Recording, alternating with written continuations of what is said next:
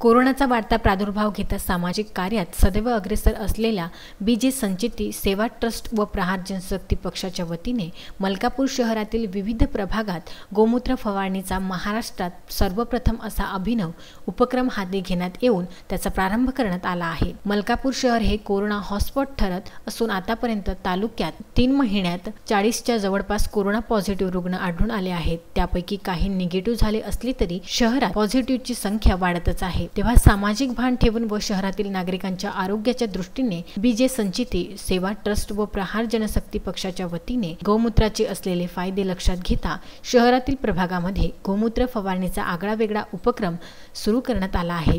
सदरचा गोमूत्र फवारणी उपक्रम हा महाराष्ट्रात सर्वप्रथम असल्याचे बोलले जात आहे। यावेळी शास्त्रीनगर येथे जिल्हा उपाध्यक्ष संतोषराव रायपुरे, ज्येष्ठ पत्रकार रमेश उमळाकर, हरी गोसावी, हनुमान जगताप, चंद्रकांत वर्मा यांच्या हस्ते गोमूत्र फवारणीचा शुभारंभ करण्यात आला।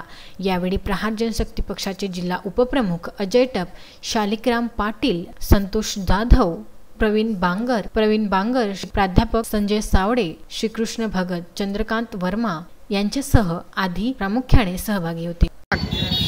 आज मलकापूर शहरातील कोरोनाचा जो वाढता प्रभाव लक्षात घेता आज आम्ही प्रहार जनशक्ती पक्षाच्या वतीने माननीय बच्चूभाऊ कडू यांच्या मार्गदर्शनाखाली जिल्हा अध्यक्ष मोहिते साहेबांच्या आणि जिल्हा उपाध्यक्ष अजय टपजी यांच्या मार्गदर्शनाखाली आम्ही मलकापूर शहरमध्ये कोरोनामुक्त मोहीम म्हणून गोमूत्राची फवारणी करण्यात येऊन राहिली आहे आणि आज त्या मोहीम आम्ही सुरुवात घेतलेली आहे। आज जोपर्यंत कोरोनामुक्त होते तोपर्यंत गोमूत्राची फवारणी आमची अविरत चालणार आहे आणि आम्ही साखळ घालतो देवांना किंवा कोरोनामुक्त गाई गोमातेला साखळ घालतो की कोरोनामुक्त झालं पाहिजे आमचं मलकापूर शहर। पुरुषोत्तम भातुरकर, विदर्भ न्यूज, मलकापूर।